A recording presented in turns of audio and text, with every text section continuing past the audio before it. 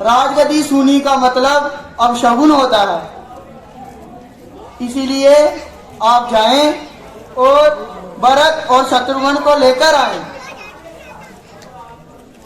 भरत और शत्रुघ्न का राज तिलक करना पड़ेगा। और एक बात का ज्ञात करें कि उनको पता नहीं चलना चाहिए कि उनके पिता का देहांत हो गया है। ठीक है महाराज, मैं अभी जाता हूँ और भरत और शत्रुघ्न को लेकर आता हूँ। जो आज्ञा महाराज। बताओ महाराज। आओ अरसमन, कैसे आना हुआ? महाराज, मैं अयोध्या से आया हूँ और भरत और शत्रुघ्न को लेने के लिए आया हूँ। ऐसी कौन सी बात होगी जो आप भरत और शत्रुघ्न को लेने के लिए आ गए? महाराज, बहुत ही दुख की बात है जो आपको मैं बता नहीं सकता। ऐसी कौन सी बात है जो आप मेरे को बता नहीं सकते? महाराज, अयोध्या के राजा दशरथ की मृत्यु हो गई है। क्या बेटा दशरथ की मृत्यु हो गई है? जी महाराज। आर्यसमन जी, आप शीघ्र ही जाइए और कक्ष में भरत और आर्यसमन को अपने साथ ले जाइए। महाराज, आप ये बात भरत और शत्रुघ्न को मत बताइए कि राजा दशरथ की मृत्यु हो गई है। ठीक है आर्यसमन जी, जैसा आप चाहते हैं। तो आज्ञा महाराज। हमसे छुपा रहे हैं। जी भैया, मुझे भी नहीं, ऐसी कोई बात नहीं है। आप शीघ्र ही जल्दी से मेरे साथ चलिए। ऐसी कोई बात नहीं है। ठीक है आर्यसमन जी, हम अयोध्या जाकर ही देख लेंगे।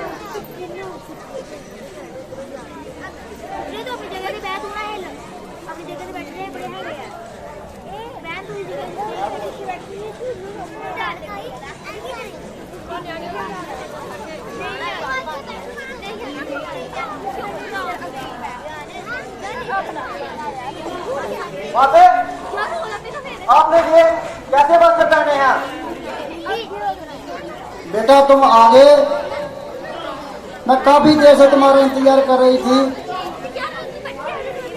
तुम आगे बेटा, आओ मेरे सीने से लग जाओ।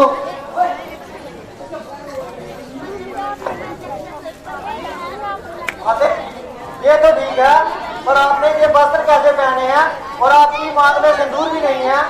बेटा तुम काफी दूर से आए हो, अब थक गए होगे। पहले नहा लो, कुछ खा लो, फिर तुम्हें सब बात बताती हूँ। नहीं माते, मुझे चिंता हो रही है, कृपया आप बताइए क्या बात है जो आपने ऐसे वस्त्र पहने हैं? नहीं बेटा, मैं फिर बोल रही हूँ, पहले कुछ खा लो। नहीं माते, मुझे भूख नहीं है और मैं थका भी नहीं हूँ। कृपया मुझे बताइए आपका ऐसे वस्त्र पहनने का कारण क्या है? बेटा इसके पीछे भी कोई कारण है, वो तुम्हें कुछ क्षण के बाद बता दूंगी। पहले तुम विश्राम कर लो। नहीं माते, कृपया आप बताइए और मुझे विश्राम नहीं करना। अगर आप नहीं बताएंगे तो मैं पिताजी भैया राम से पूछ लेता हूँ। बेटा तुम जिद मत करो, मैं तुम्हें पहले भी बोल चुकी हूँ कि तुम विश्राम कर लो, बाद में तुम्हें सब बात का पता चल जाएगा।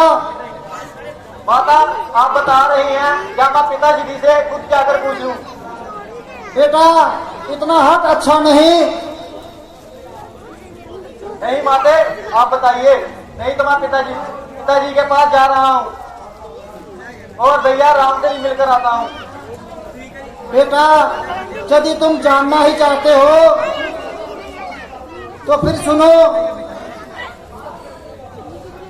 मैंने तुम्हें ननिहाल से इसलिए बुलाया है कि हमारा राज सिंहासन छूना है, उसको संभालने वाला इधर कोई नहीं।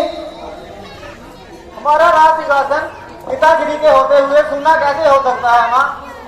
बेटा यही तो दुखदायी घटना है जिसके कारण तुम्हें शीघ्रता से इधर बुलाया है। माता अब आप पहेलियां मत बुझाइए, सीधी बात क्या है मुझे वो बताइए। बेटा तुम्हारे पिताजी का देहांत हो गया, इस कारण हमारी अयोध्या अपने महाराज को छोड़ चुकी है और हमारी प्रजा सभी इधर उधर भटक रही है। मैं चाहती हूँ कि तुम आकर इस राज सिंहासन को संभालो। क्या कहा मुझे? पिताजी का देहांत और आपने मुझे इतनी लेट बताया, इसका क्या कारण है? और पिताजी ने अंतिम समय में मुझे याद किया था? नहीं बेटा। और भैया राम को? नहीं। और आप तो पिताजी के पास ही होंगी, और बताइए उनके अंतिम लफ्ज क्या थे? बेटा मुझे ज्ञात नहीं। क्यों माता, आप भी पिताजी के पास नहीं थे? नहीं बेटा, मैं भी उनके पास नहीं थी। उनका देहांत तुम्हारी माता कुशल्या के कक्ष में हुआ था, मैं उधर नहीं थी। क्या माता कुशल्या के कक्ष में? और भैया राम तो उनके पास होंगे? नहीं बेटा, वो भी इस राज्य में नहीं थे, इसलिए तुम्हारे पिता ने उसका नाम तक नहीं लिया और तुम्हारे बारे में भी नहीं पूछा। ऐसा क्या हो गया था जो भैया राम भी पिताजी के अंतिम समय में साथ नहीं थे? बेटा बात कुछ ऐसे है, मैंने तो तुम्हारे हित के लिए तुम्हारा कुछ फायदा सोचा था। कैसा फायदा सोचा था? मैं चाहती थी कि मेरा बेटा अयोध्या का राजा बने और मैं सबसे बड़ी रानी कहलाऊं, कि मैं महाराज की माता कई रानी हूँ। माता भैया राम अगर राज करेंगे तभी तो आप महारानी ही कहलाएंगे। नहीं बेटा, तुम्हें ऐसी राजनीति का पता नहीं। बचपन की बात कुछ और है और राजा बनने के बाद की बात कुछ और है। नहीं माता, भैया राम राज्य करने के योग्य हैं और वो मुझसे अति ज्ञानी हैं। इसमें बेटा कोई संकोच नहीं कि वो किसी भी तरह से राज्य करने के काबिल नहीं, लेकिन मुझे तुम्हारा ख्याल आया कि यदि राम राजा बन गया तो तुम तो दास बन के रह जाओगे। इस राज्य में भैया राम जैसा राजा हो, उस राज्य में दास बनकर रहने में ही मजा आता है। यही तो तुम्हारी मूर्खता है। तुम जिस बात को भी सोचते हो भैया राम के पांव के नीचे की सोचते हो, कभी ऊपर की सोचते ही नहीं। हाँ माते, क्योंकि मैं भैया राम के पाँव में ही रहना चाहता हूँ। फिर तुम एक जूती की तरह रहोगे और मैं दासी की तरह। इसलिए मैंने तुम्हारे लिए राज सिंहासन मांगा, वो तो तुम्हारे पिताजी ने हंसते हुए मुझे दे दिया। आपने मेरे लिए भैया राम मुझसे बड़े हैं और राज्य करने का हक भी उनका ही ज्यादा है। नहीं बेटा, तुम्हारे भैया राम भी चाहते थे कि राज सिंहासन तुम करो, वो तुम्हारे साथ रहकर प्रजा की सेवा करना चाहता है। इसलिए मैं तुम्हारे लिए राज मांग रही थी। ठीक है माता, अगर आपने मेरे लिए मांगा उससे भैया राम अयोध्या छोड़कर क्यों चले गए? मुझे इस बात का डर था कि यदि राम अयोध्या में रहेगा तो प्रजा तुम्हें कभी भी अपना राजा स्वीकार नहीं करेगी, इसलिए मैंने तुम्हारे पिताजी से उसके लिए 14 वर्ष का वनवास और तुम्हारे लिए राज मांगा। यह बात सुनकर तुम्हारे पिताजी ने प्राण त्याग दिए। क्या कहा तूने? भैया राम को 14 साल का वनवास दे दिया। ये वचन मांगते समय तेरी जीवा में कीड़े क्यों नहीं पड़ गए? बेटा बात को समझो। अब समझने समझाने को कुछ नहीं बचा। बेटा मैंने तो तुम्हारा ही हित सोचा था और तुम इस बात को समझ नहीं रहे। तूने मेरा हित नहीं, तूने मेरा सर्वनाश किया है। नहीं बेटा, इस बात का तुम्हें बाद में पता चलेगा कि कौन सा बात सही था और कौन सा गलत। सब बात गलत है। तूने मेरे लिए राज तो मांगा, पर भैया राम को वनवास क्यों भेजा? बेटा यही बात तो तुम्हें समझ नहीं आ रही कि तुम्हारा भाई राम सभी प्रिय प्रजा को प्रिय था और सभी प्रजा उसे अपना राजा मान चुकी थी। यदि वो इधर रहता तो तुम्हें कभी भी प्रजा अपना राजा नहीं मानती।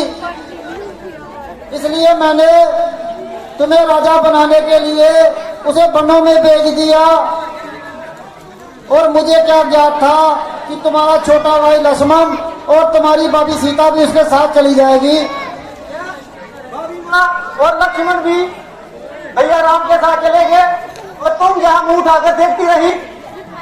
बेटा मैं तो तुम्हारा इंतजार कर रही थी, तुम कब आओ और राज सिंहासन संभालो। मैं राज सिंहासन नहीं संभाल सकता। तूने भैया राम को भेजकर अच्छा नहीं किया। बड़ा भाई वहां दर की ठोकरें खा रहा है और छोटा भाई राज कैसे कर सकता है? बेटा ये बात गुस्सा करने की नहीं है, तुम राम से सुनो और बात को समझो। यदि तुम भी ऐसे रूठ जाओगे तो राज सिंहासन कौन करेगा? तुम्हारी जीवा सर क्यों नहीं गई? तुम मर क्यों नहीं गई? आज तुमने ये 2 बार मांगकर मुझे इस कुल का सबसे अपराधी मनुष्य बना दिया है।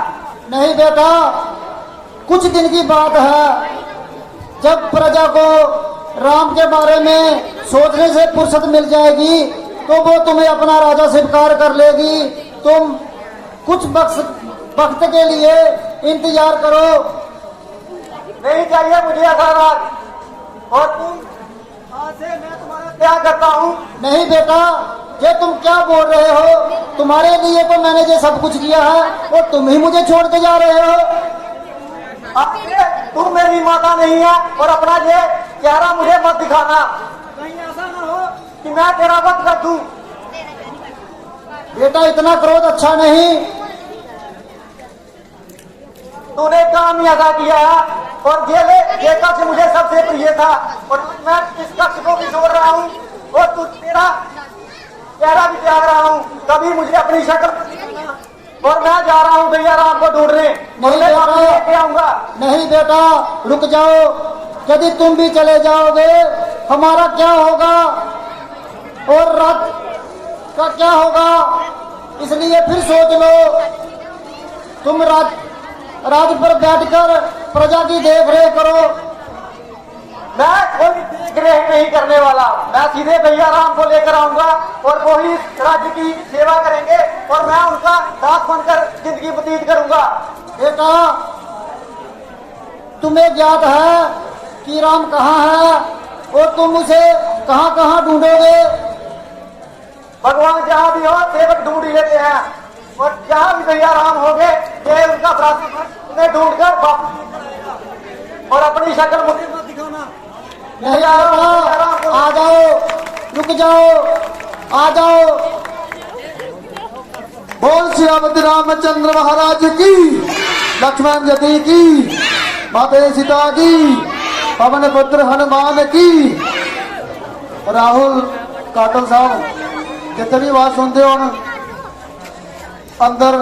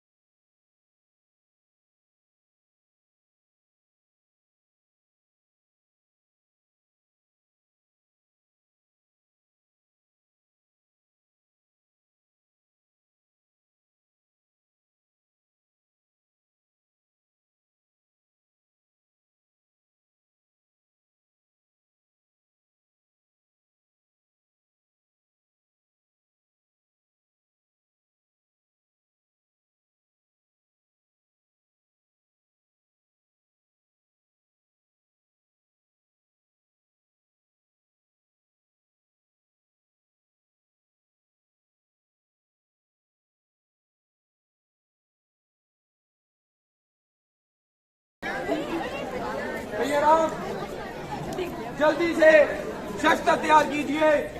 वो दुष्ट कपटी भरत हमारी ओर सेना लेकर बढ़ रहा है। नहीं लक्ष्मण, तुम ऐसा मत कहो। क्या पता वो हमसे कौन सी बात करने आ रहा हो। नहीं भैया राम, आप उस दुष्ट को नहीं जानते जिसने आपसे आपका राज्य छीन लिया और मेरे प्यारे भैया को 14 वर्षों के लिए वनवास के लिए भेज दिया। नहीं लक्ष्मण, वो हमारा भाई है और उसके बिना कुछ कहे हम उसके बारे में कुछ गलत नहीं बोल सकते। भैया राम, आप समझ क्यों नहीं रहे? अगर वो आपसे आपका राज्य छीन सकता है तो वो कुछ भी कर सकता है। मुझे तो लगता है कि ये दुष्ट आपको मारने की लालसा से आया है। नहीं लक्ष्मण, पहले उसे आकर हमसे बात करने दो, फिर देखेंगे कि वो क्या चाहता है। ठीक है भैया राम, जैसा आप हो रहे हैं मैं वैसा ही करूंगा।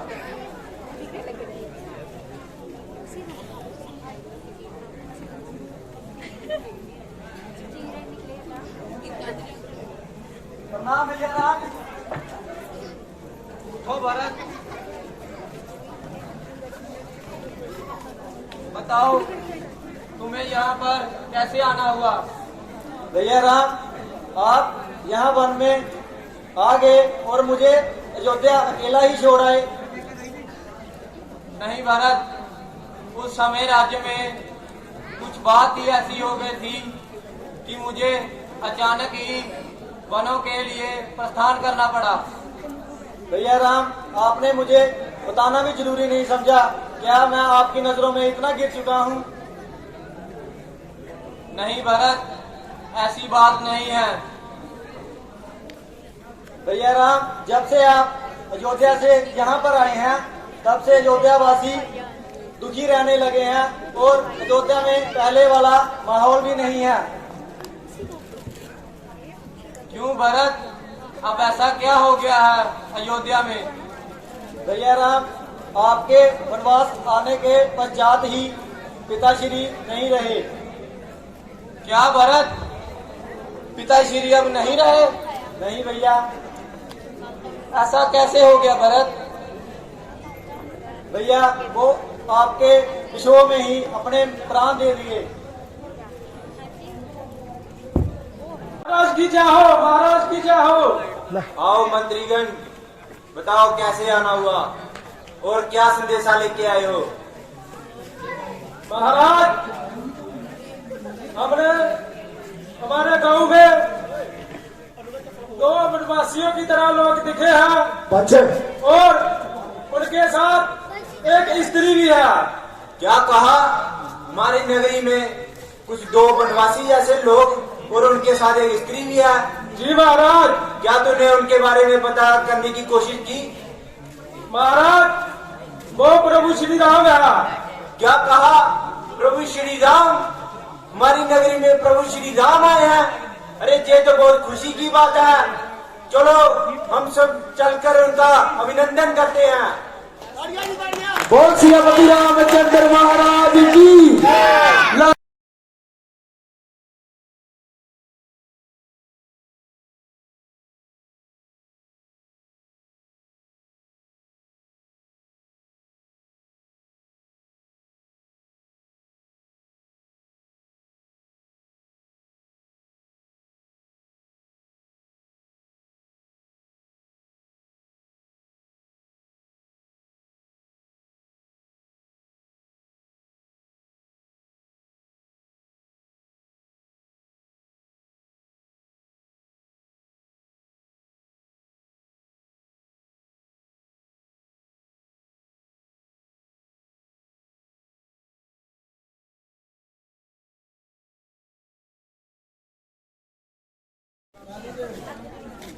प्रभु श्री राम की, प्रभु श्री राम की, प्रभु श्री राम की।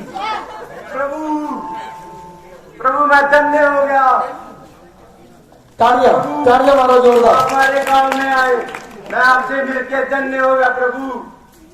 मित्र, धन्य तो मैं हूँ जो मुझे तुम जैसे मित्र से दोबारा मिलने का मौका मिला। हे प्रभु, आप तो एक राजा के पुत्र हैं, परंतु आपने ये ऋषियों जैसा रूप क्यों धारण किया हुआ है? हे मित्र, बात ही कुछ ऐसी है कि हम यूं वनवासियों को बेस में यहाँ आए हैं। क्या आप मुझे बताना चाहते हैं कि आप ये वनवासियों जैसा रूप क्यों धारण किया हुआ है? मित्र, मुझे पिताजी की आज्ञा से और माता की आज्ञा से 14 साल का वनवास मिला है। क्या कहा? प्रभु श्री राम को 14 साल का वनवास? अरे ऐसे कैसे हो सकता है प्रभु? अगर ऐसी ही बात है तो प्रभु आप फिक्र मत करो, मैं आपको अपना राज्य देने के लिए तैयार हूँ और मैं आपकी सेवा करूंगा। आप 14 साल तक मेरे राज्य में रहो। नहीं मित्र, अगर मैं एक राजा के भांति तुम्हारे राज्य में राज्य करूंगा तो फिर मेरा बस 14 सालों का वनवास व्यर्थ हो जाएगा। तो प्रभु अगर आप कह ही रहे हो तो आप खुद ही बताओ कि ये आपका मित्र आपके लिए क्या कर सकता है?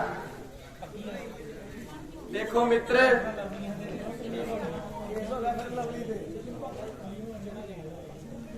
हमें पता चला है कि आगे एक नदी है और हमें उसी को पार करना है, तो उसके लिए एक नाव का प्रबंध कर दीजिए। ठीक है प्रभु, तब तक आप जहाँ स्थान ग्रहण करें और मैं आपके लिए भोजन जहाँ पर ही रात मंगा देता हूँ। ठीक है मित्र। ठीक है प्रभु, मैं अभी जाता हूँ और किसी नाव वाले का प्रबंध करता हूँ, तब तक आप जहाँ बैठे। बहुत श्रीमती राम।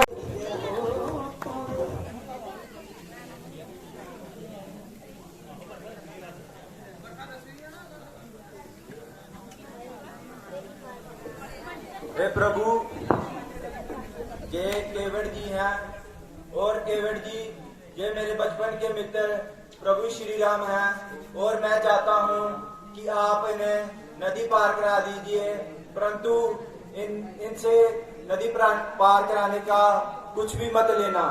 ये मेरे बचपन के मित्र हैं। हे केवट जी, मैं चाहता हूँ कि आप हमें सबको नदी पार करवा दीजिए।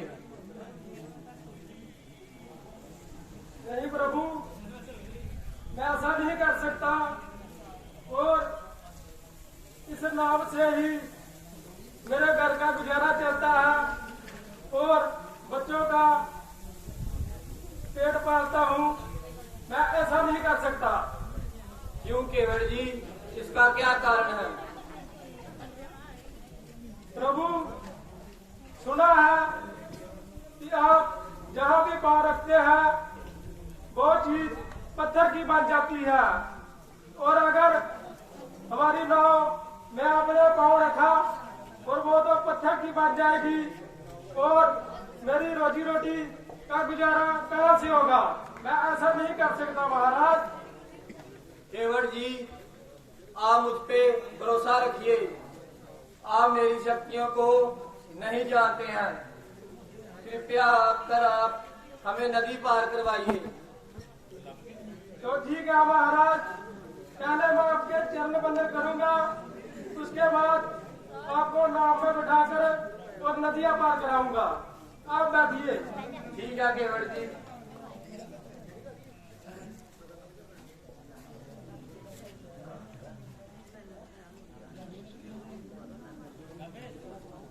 तो ठीक है प्रभु, हमें अब जाना चाहिए। अब हमारा जाने का समय हो चुका है। ठीक है मित्र।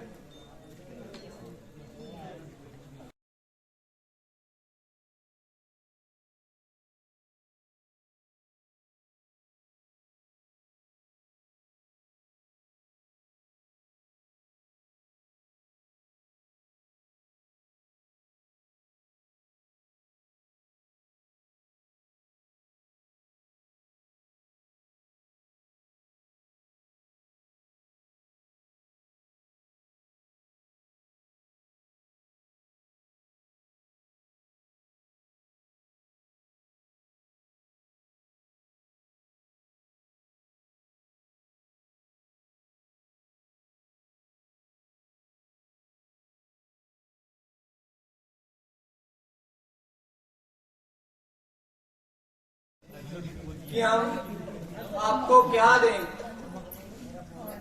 नहीं प्रभु जी,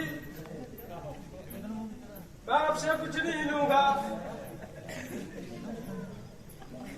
नहीं केवट जी, आपने हमें नदी पार करवाई है और इससे ही तो आपका घर चलता है। तो कृपया आप हमें बताएं कि मैं आपको क्या दूं। तो ठीक है महाराज, आप मुझे ऐसा कुछ दो कि मैं उसे जब भी मेरे पे कोई बुरा वक्त आए और उसको मैं देखूं और मुझे प्रभु का चेहरा ही नजर आए। ठीक है केवट जी, ये लीजिए अंगूठी। ठीक है प्रभु जी। शिवलता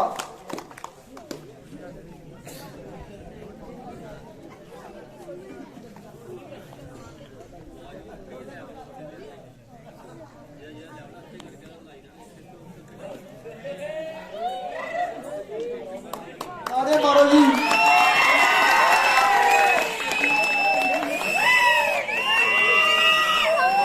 समय तक मिलिया फिर भी तैयारी की है।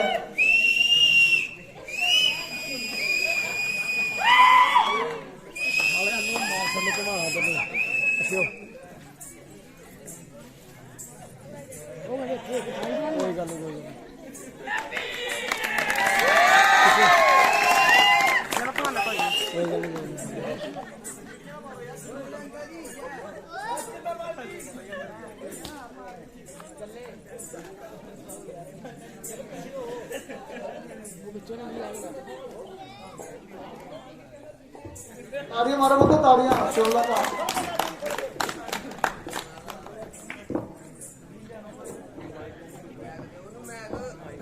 कैचर है गया, बोल दो।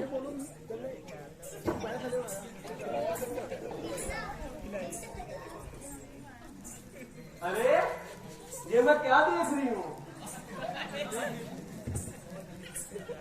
इतना सुंदर लड़का, वो भी मेरे इलाके में।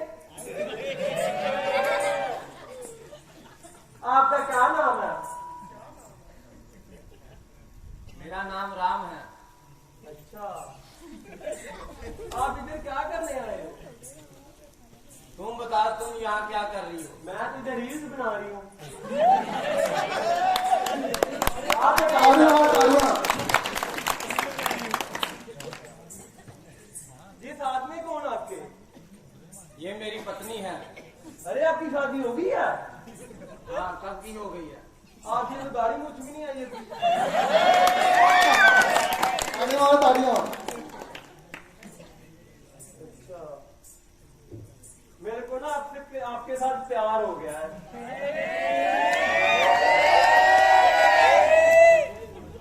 देखो, मेरी तो अभी शादी हो चुकी है। मेरे भाई को पूछ लो, अगर वो कुछ कहता है तो। वैसे भाई भी सुंदर लग रहा है। आपका क्या नाम है? चल हट। बड़े गुस्से वाला है ये। आपका क्या नाम है? चल बाहर जा यहाँ से, वरना मारी जाएगी। नाम तो बता दो। मेरे को आपके साथ प्यार हो गया। अभी कुछ क्षण पहले तुझे मेरे भाई से प्यार था और अभी मुझसे हो गया। मैं ये जंगल की रानी हूँ। तू तो भाई पीछे भी तेज है। मैं आपको बहुत खुश रखूंगी, आपकी सारी बात मानूंगी। मैं अब भी खुश ही हूँ, तुम यहाँ से चली जाओ। मैं खुश। वो दुबली पतली, अगर उन्होंने उनके साथ शादी कर दी तो मेरे में क्या करूँगी? मुझे लगता है कि तुम ऐसे नहीं मानोगी। बोल सिया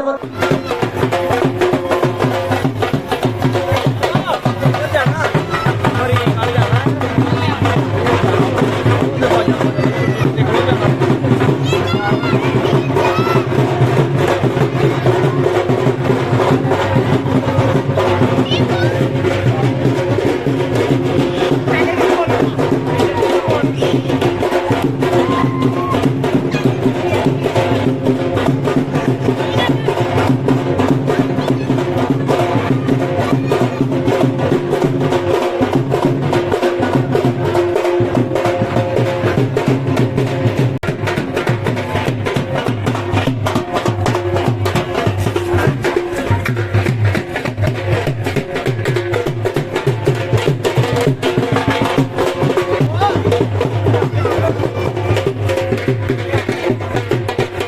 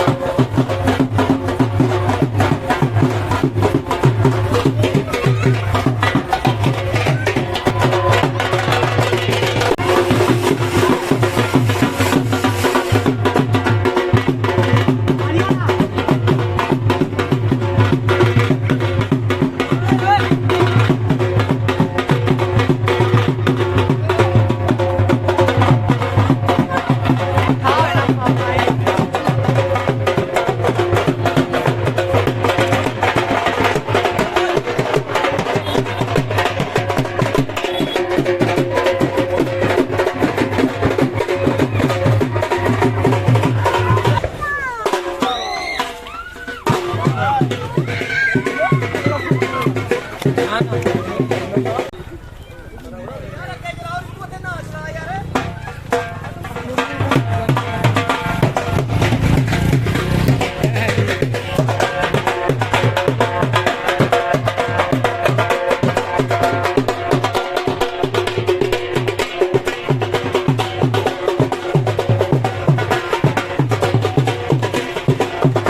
không bỏ lỡ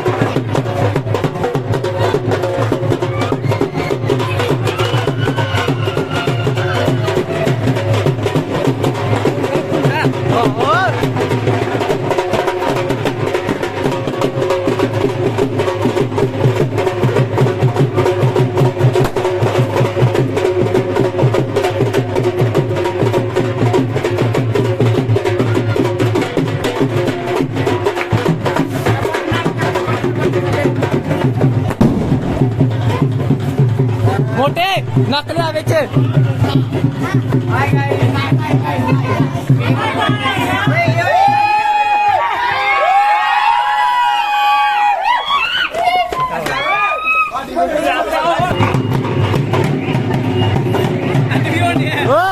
ਕਈ ਕਰਨ ਦੀ